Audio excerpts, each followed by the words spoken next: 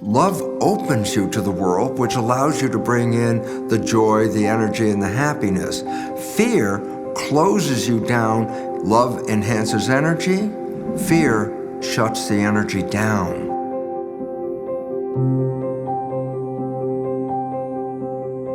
I'd like to talk to you about what is called the honeymoon effect.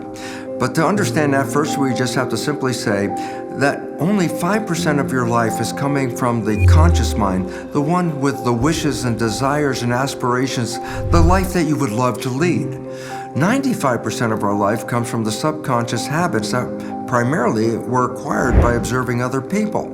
So 95% of the day, you're not necessarily moving toward that wish of heaven on earth. And I say, but what happens when we fall in love? And the answer is, all of a sudden, in 24 hours, your life can radically change. Your life could be blah, blah, blah, blah every day of your life until one day a change occurs. And in this case, I'll use, you meet someone that you fall in love with. And I say, what is the consequence of falling in love? Well, in a regular day, 5% of our life is created by the conscious mind, and thinking sends the conscious mind back into the inside of the head, which then makes the subconscious mind the driver of our life 95% of the day with its negative behaviors. But when you fall in love, guess what? You stop thinking. You stay mindful. What does that mean? That means, look, you've been looking for this person your whole life, and now they're in front of you. Why would you be thinking? You would be present and taking it in and living the moment that you can. Well, guess what? If you stop thinking, then the conscious mind is not working just 5% of the day, it's working over 90% of the day. And all of a sudden it said, well, now I'm creating my life from wishes and desires, not from the limiting programs in the subconscious mind. So falling in love is an opportunity to get out of the program. Well, first of all, let me just emphasize this. Falling in love is not just romance love. Falling in love is something that just takes your heart and opens it up. You can be a gardener and put your hands in the dirt, and that makes you feel so good and so healthy. That's a form of love. You can be a cook in a kitchen, creating wonderful recipes, and in that process, enjoying it so much that you stay present while you're cooking. And guess what? You're not reverting to your subconscious program. So the honeymoon effect does not necessarily mean just romance with a person. It could be happiness with your pet. It could be the gardening or the cooking, artwork, anything that you do that enhances your being here now rather than going back and operating from subconscious beliefs.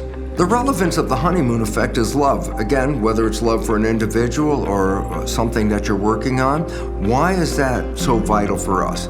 And the answer is profoundly important, because love represents harmony between you and the environment in which you're living. And in harmony enhances your vitality, because the energy of that is feeding you to be healthier and happier. In contrast to an experience of love, the opposite would be fear. I say, what's the relevant difference between that? And the answer is, love enhances your vitality and your energy. Fear closes you down. When you're in protection, you wall yourself off from the world around you. That's what protection is all about. So love opens you to the world, which allows you to bring in the joy, the energy, and the happiness. Fear closes you down while you think you're protecting yourself from any threats from the outside coming in. Love enhances energy. Fear shuts the energy down. And therefore, love enhances vitality because life is energy. Fear compromises vitality because fear is just the opposite. It shuts down your energy. So the honeymoon effect is really a recognition of what?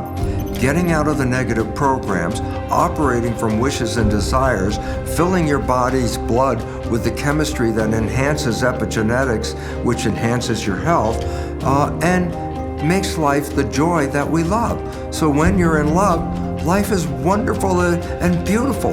When you're in fear, you're shut down and afraid. So the difference is why love is so important in our world. Because life is driven by love, the energy of love. And in contrast, fear will shorten your life. the energy and chemistry of fear is actually the cause of almost all illness on this planet. So you need a simpler answer than the fact that love enhances your vitality, your energy, and your health, as compared to fear, which shuts down your vitality, your energy, and causes disease. It's all a matter of the interpretation of the mind being translated into chemistry that makes a complement of the body. The body in love, vital.